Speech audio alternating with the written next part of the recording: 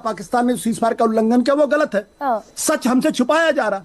और दूसरी बात, चलिए पाकिस्तान को कभी सबक नहीं आएगी, और जो लोग बड़े बड़े कहते हैं धूल में मिला देंगे, मिट्टी में चला देंगे, आर पार की लड़ाई है, उनको भी सबक समझ में आ गया।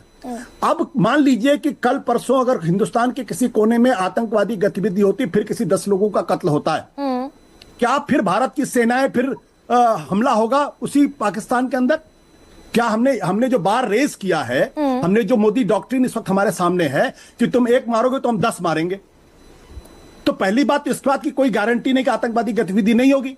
दूसरी बात, मोदी सरकार ने जरूर एक गारंटी दे दी कि अगर इस देश के अंदर किसी कोने में आतंकवादी गतिविधि होगी और पाकिस्तान का इन्वॉल्वमेंट होगा तो हम पाकिस्तान को घर में घुस के मारेंगे। इस बार फिर हुआ तो क्या देश हमेशा युद्ध के मोड में रहेगा क्या?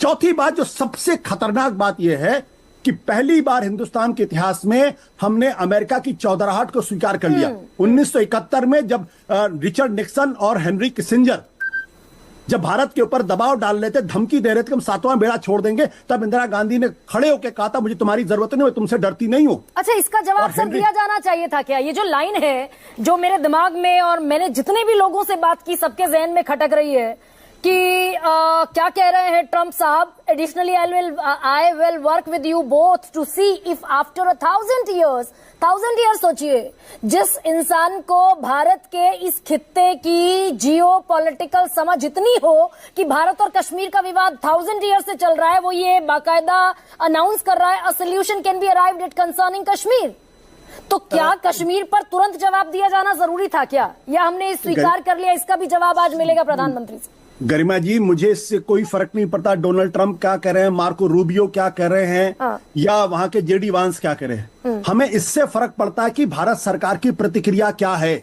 अगर 1971 में इंदिरा गांधी हेनरी किसिंजर को और रिचर्ड निक्सन को आंखों में आंखें डाल करके उनको जवाब दे सकती थी, और दुनिया को मालूम है कि हेनरी किसिंजर ने इंदिरा गांधी के बारे में किन शब्द का इस्तेमाल किया था, दुनिया, मैं उस शब्द का इस्तेमाल नहीं करना चाहता हूं। भारत तो डरा नहीं पाई थी रिचर्ड निक्सन, और भारत ने पाकिस्तान के 2 टुकड़े करके दुनिया को बता दिया कि भारत क्या चीज है।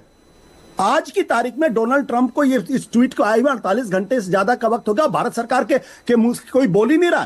सूत्रों के हवाले से खबरें प्लांट की जा रही है अखबारों के अंदर, सूत्रों के हवाले से खबरें प्लांट की जा रही है। इसीलिए आशुतोष जी, क्या इन सारी चीजों का जवाब मिलेगा? सिद्धार्थ, सवाल बहुत गहरे, बहुत वाजिब, जायज है क्या, या इतने सारे सवाल जो मैं आज लेकर बैठी वो सवाल नाजायज? सिद्धार्थ, बहुत ईमानदारी